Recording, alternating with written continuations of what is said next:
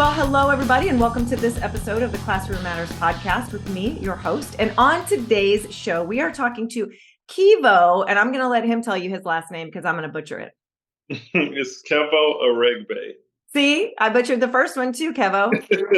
But we were just talking. It's a Monday here, Yes. and so I'm a little discombobulated. So hopefully we get through this episode without too many glitches. So It's all good. Kevo It's is easy. It's easy because my name is Kevin. So I as Kevo, know. Okay. yeah. So Kevo is like easy to remember that way. We're gonna, but I like Kevo. That's cool too, Yeah. Yeah. because it's got a nice little ring to it. Yeah. Exactly.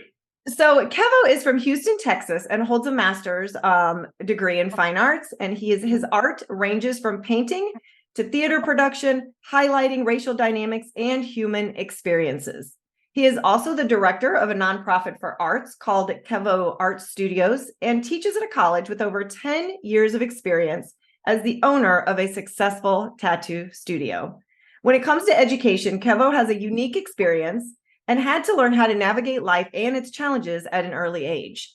From his youth, Kevo was shot, sent to jail, and had a history of drug dealing and violence. But Kevo changed his life and became one of the most accomplished artists that his city has ever seen. Yes. How about that? This is great. That's the life I live. It's surreal hearing that sometimes. Yeah, well, so we're going to dive in with Kevo because I think it's really important. And as we were talking before, we really hit the record button, I guess. There's so many kids right now that are trying to navigate school, life, challenges that are probably going through a lot of the same things that you went through as Yeah. a young man, as a child, both in educational settings and without. And then we have the adults that are listening to this podcast that are working with these children, that are working with these young men and young ladies that are bringing in these challenges into the educational environment. So let's start by you just giving the audience a little bit about your background, your history, and like kind of how you got to the work that you're doing today. Cool. I'll make that very short because I really, really want to discuss this particular content, if that makes sense. As you introduced me, I grew up in a lower class community, so I was definitely a product of my environment. And what happens is when you grow up in these areas, you particularly are what you see, or you do what you see. And I just was a street guy, like just to plain cut and clear.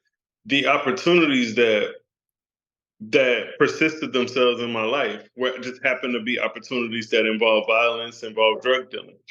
And it wasn't until I really, really wanted to change that I started seeing changes. But just because I started seeing changes doesn't mean I started seeing challenges. I think the hardest transition was people like to look at it and say, oh man, you changed your life for the better. The hardest thing has been that the transition doesn't end. As I've gotten older, basically, what I mean by that is when I was younger, I was trying to change my life, assuming that something was better on the other side. Life is still hard for people who are doing the right thing, and I want to make that very clear. Like, life just isn't easy just because, oh man, if you're living in a bad neighborhood, all you gotta do is the grass is greener on the other side. No, you decide, and people are gonna be negative either way. So you might as well choose to do good. But you definitely decide to make those choices. Yeah. Yeah. So when you think back to when you were an elementary age child or a middle school child or a high school growing into, right, being a young adult at high school ages of 16, 17, 18 years old, what were those experiences for you like Yeah, living in I a challenging remember. environment, and how did the folks in the schools that you went to, the educational environments you were in and out of, how did they help you and how did they hinder you? I have stories for all of this. I remember vividly. So I consciously remember that I was aware that I was a bad kid. I was completely aware of what I was doing. So I was not a bully to people who I felt like I could bully. I was more one of those people that I wanted to bully bullies. I wanted to see how bad I was, you know? And where it backfired on me is you brought up football with your son. Where it backfired is that I actually started to care about football. I actually had a passion for it and some heart for it. And I remember I had a teacher. I was so bad in his class. Like I would curse at him. I would tell him he was really skinny. I would make fun of him. And I was the starting wide receiver on our JV team because I had just I was it was my first year and I was starting. So my initially I played basketball. So in my junior year I went to football. I tried football in sophomore year. It didn't work out because I tried to play running back. So I moved to receiver the junior year and I ended up starting. And the coach who told me that I would start, he ended up getting fired. And the new coach became the teacher that I used to make fun of. And he was not play. He just made sure I was not going to play. You know. So I'm saying that to say, yeah, it did hinder me in that way. And also, I was completely aware of every single thing I was doing. I almost felt that I was at an advantage of the other students because they were so behind in terms of how bad somebody could be. Mm-hmm. So did you have those certain teachers, because I know there are teachers listening right now to this episode and they're thinking, man, I have kids like this. I have kids like this, and I don't know how to reach them. I don't know, they come into the classroom angry because of precipitating factors that they're bringing in from home. They come in here upset. They come in here with behaviors. They come in here and I don't know how to handle these children. So did you have teachers that were really, really great with you? Despite your circumstances, and how did they sort of make you feel? I think let me answer this question maybe four different ways. So much just came to my head. So I do believe that there's this idea of what is a good teacher to me because when I was younger, I felt like I was smart. Like I'm not a dumb kid. I wasn't a dumb kid. So it was very hard to gauge what a good or bad teacher was because if the teacher was bad, I still did good. And I started to notice that for me, a good teacher was someone who actually went a little bit beyond their curriculum to understand or tell a student that, hey, yes, I'm doing my job, but I actually care about you as a human being. I really think that idea that you show people that you care makes somebody a better teacher. And I'm saying that to say that my behavior was worse the less of a relationship I had with said teacher. Mm-hmm. I had no use the football coach for example. I had no relationship with him in any means. We would sometimes he wouldn't even speak to us. He would just give us the assignments. Mm-hmm. So it's like when you're being bad, you don't just start off on a 10. You start off with little things like, okay, you start off with being late and then you kind of see what you can get away with. And he honestly didn't care to an extent. He had an attitude that, well, you're just going to go get called to the office. So if that's the worst that's going to happen to me, like I can deal with that all the time. Versus my English teacher, I remember this vividly. The very first time I did something in her class she didn't like, she told me to come here and she wrote a note down and said, I'm sending you to the counselor. And I'd never been to the counselor. I had never been to the counselor. She said, I'm not going to put up with bad behavior. You're not going to the principal. I've never been, so that turned into, I thought of her differently. I gave her a little bit more respect in class. And eventually, over a longer term, that turned into something she and I would talk about things. And my final answer to that would be with another example is that I don't think that the I don't think that we can answer every question. I'm not saying to give up on certain students, but I don't think that everybody's fit for students that behave poorly. And I'm not saying to give up on a student right after I just said you should care more, but I do believe that certain people and certain personalities are fit for students that behave poorly. And it could be due to experience or it could be due to just simple compassion.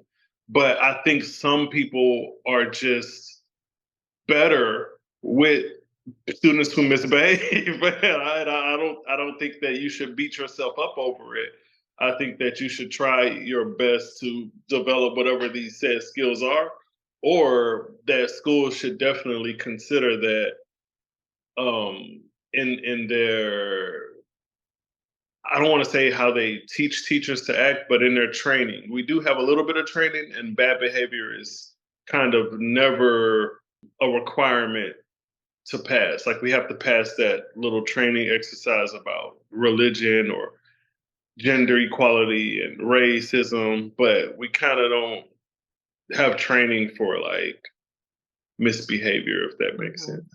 To my in Texas, I don't know how it is where you are, but to my knowledge, there's not really a, even in going to college to get your teacher's certificate, there's like it's like send them to the principal. That's the extent of it. Yeah, and then when the principal sends them back, then the teacher's just frustrated and doesn't know what to do, and then it's just a cycle of this child is now on a revolving door of out in without any real diving into the root of why this child is potentially looking for attention or needing attention or having certain behavior. So I think that you're correct about that. Yeah, and you just punished me. You got to think about yes, I did something wrong, but I'm a kid. You sent me to the principal. Now our bond is forever, negative. You know what I mean? Yeah. But I think we should note what I said about going to the counselor. I think that's a very big deal. I think that's a golden nugget on your podcast, because I wouldn't have ever thought of that had you not asked me that. And I do remember her name is Miss Schultz. I remember her. I will remember her forever. She was an English teacher. She was so hard on us, and I remember she sent me to the counselor. She never sent me to the principal. Do you think that, so, and I don't know how like up to date or current you stay with what's happening in education right now in the schools, but would you say that because of the amount of pressure that we put on teachers to pass state exams, all the curriculum that they're forced to do, the amount of time that they're being asked to teach all these different subjects, that sometimes that relationship piece falls to the wayside because they're so overwhelmed with the amount of work that they're being asked to do and the amount of kids that they're being asked to pass. And it becomes overwhelming. And like you said, it's like, okay, just come in, do the work. And if you can't do the work, leave the class. And so that relationship piece is sometimes missing because they just are feeling so pressured and running out of time. Yeah, we would be beating a dead horse if we talked about how flawed the public school system is. So yes, I think that, but I believe that I'm a person of solutions, and what could we do about it? And again, let me repeat that if this is not someone's way of, some people are just good at teaching poor behaving students, and if that's not you, you're good at something. Everybody has strengths and weaknesses. I do believe that for the better of the school overall, that teachers in specific, should focus on their strengths, because that balance is the most efficient way to deal with how overwhelmed teachers are. Whenever you're overwhelmed, you just need balance. It's easier or said you than just done. get frustrated and you get burned out. And I just taught a course last week, and I was working with young women that were wanting to become teachers, and we were talking about the relationship building, and I said to them that one of the worst things you can do with a child is get into a power struggle or to punish them for something that's completely out of their control, because a lot of times you'll see a first grader or a second grader that maybe was late to school or they didn't have their homework, and so they sit out on the fence at recess instead of getting to play. Like that child probably really needed to be up running around and to have that fun and that socialization, and you just took that away from them because of a rule or because of an expectation that maybe you had of other kids, instead of just really understanding what that child needed and why maybe they didn't have their homework turned in. So, I mean, would you say that there's a lot of those situations that are really still affecting and impacting kids that were kind of like you when you were a kid? Yeah, it does start at home, and it could be for a number of reasons. So, we can't we as an administrator, as a teacher, as a professor, we can't do anything about that. It's not a lot we can do about the home part. That's not our doing. Our focus is usually teaching and the relationship we have with them in class. But all things considered, if you do want to consider what's going on at home, you're to my knowledge, you're crossing your professional line. So it's making it tough on teachers to, it's almost like we're going in a circle now, because it's making it tough for them to really care because they can only do so much. And it's really, for me, the school system has flawed and failed us in this aspect of the connection between the teacher and the student, because we're spending the most hours with these students and we're not able to, I don't want to say cross those boundaries, but there's only so much we really can do, because we're tied to this curriculum of homework, state exam, and pipeline, like just get them in, get them out. And so I hate to sound negative because I'm a solution-based person, but definitely it's really, really tough that we can't really figure out what's going on at home. But because you can't fix people's home, you know what I mean? That's giving teachers, the state is putting too much on teachers, and when you get to that point, like I can't, I have my own problems. I can't fix what's going on in your house. Yeah. Would you say that, but what they can do potentially is not try to fix what's going on at home, but to understand it and to use that information to sort of help gear that child in the right direction? Yeah, perspective is a superpower. If you can understand someone's perspective, and even if you don't understand it, you can have some empathy for it. That's a superhuman trait that'll get you a long way. It's just so respectful on so many levels to have an understanding that even if you don't know, like, hey, I know this can be rough. I'm still gonna be nice to you. Um, I definitely think that in terms of the school, the real problem with school is not teachers. I think teachers are doing more than enough. Um, to be honest with you, I think it's administrators, curriculums, district systems. Like I forgot the term, but I truly believe that the school system is not flawed because of teachers. It's definitely flawed because of how the system is organized or structured. Yeah.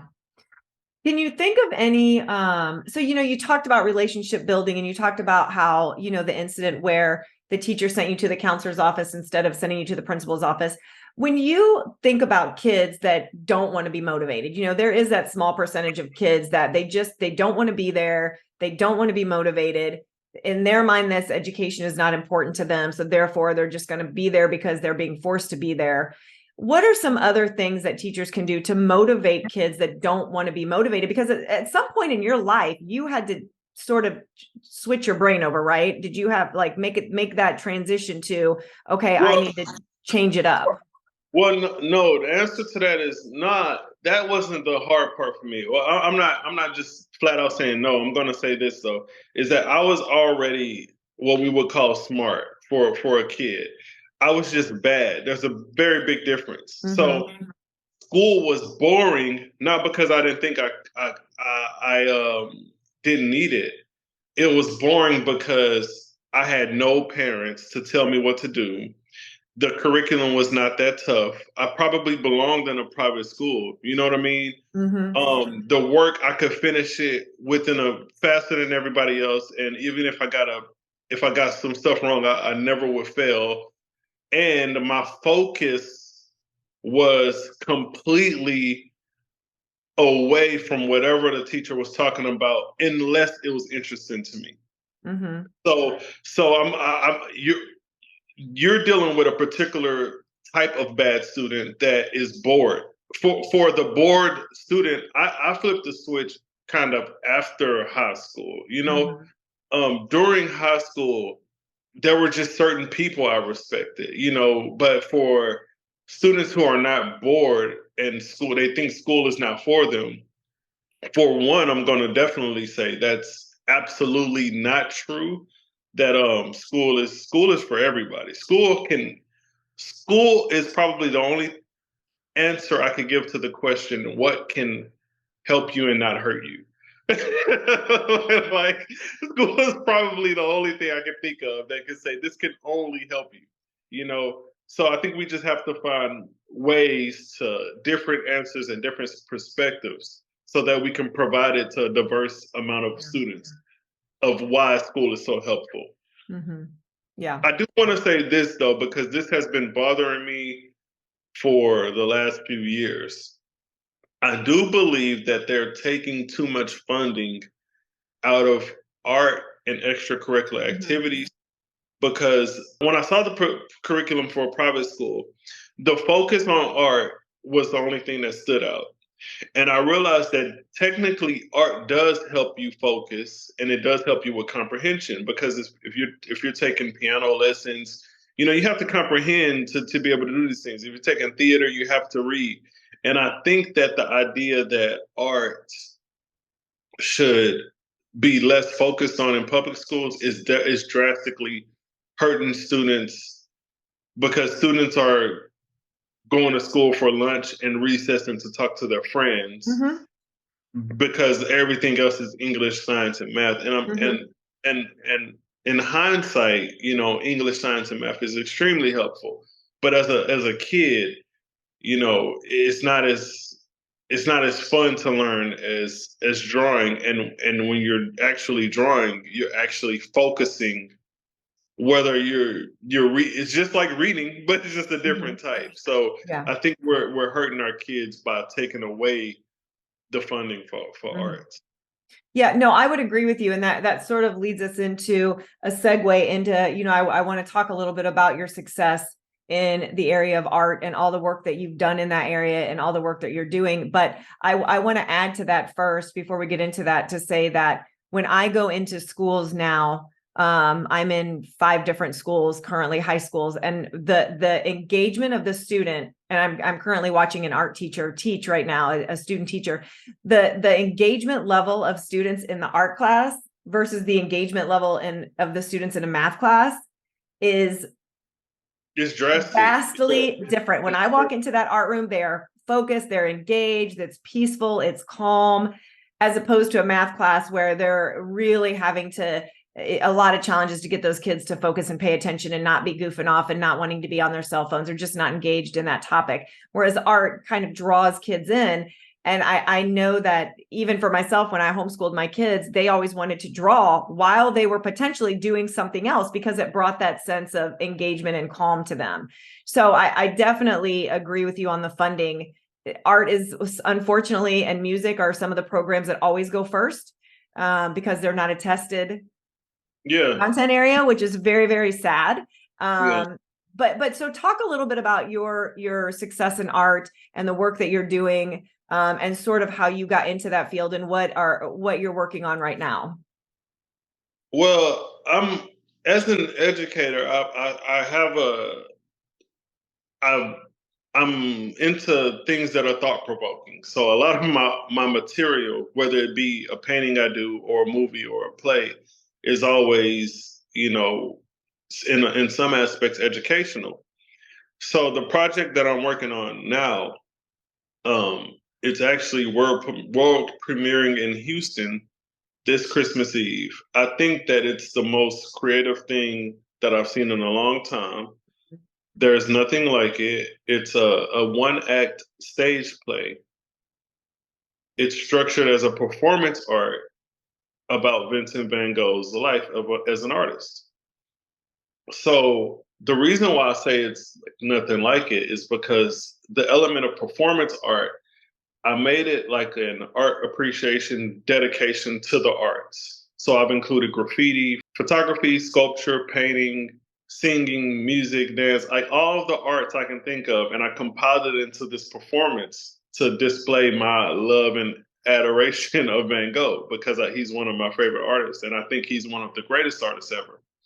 So that's my next project, the Vincent Van Gogh stage play. And I want to basically, when I'm done with it, start sending it to museums and letting them show it because it's going to be super informing. And really, I really love when people learn about artists because I just think artists are so interesting. Yeah. Well, we're looking forward to seeing all of that. And, I really hope that educators are able to hone in on some of that creativeness with their students. Because do you think that as a student, that would have helped you if you were given more experiences and opportunities to dive into the arts? Yeah, I believe that if I was all right, so before I know we're getting off the call in a few, but I remember talking to the person who hired me when because I teach at a college now, and she said she wants to invite me to the curriculum board because I have so many ideas, right? And I really, even at the college level, um, there's a difference in the classrooms in the arts and in just the average basic classes that you have to take before you move into your advanced classes. And I'm saying that to say, when we get back to the kids, the reason why it's like this is because there's an element of both freedom and learning at the same time. And I think that's really the key why art is, because you're still being taught, you're still learning, but there's an element of your own personality, your own freedom. There's an element of just what makes you doing this. And I think that's the difference of why the art is more successful in classrooms. So where can our audience find you if they want to connect with you, if they want to see your work, if they want to know about what's going on, or just get in touch with you? Kevo Arts on Instagram or Kevo the Artist on. I'm trying not to say Twitter, so I'm going to say X. Okay. And my website is artbykevo.com. Okay. So for everybody that's listening, obviously I will put all of his links in the show description. And Kevo, we appreciate you coming on. Such a great story and an insight and motivation and inspiration for folks that are not only trying to sort of rise up out of their situation and be motivated. And I love the fact, a couple of things that you said that I want to just end the show with. I love how you said you're always in transition.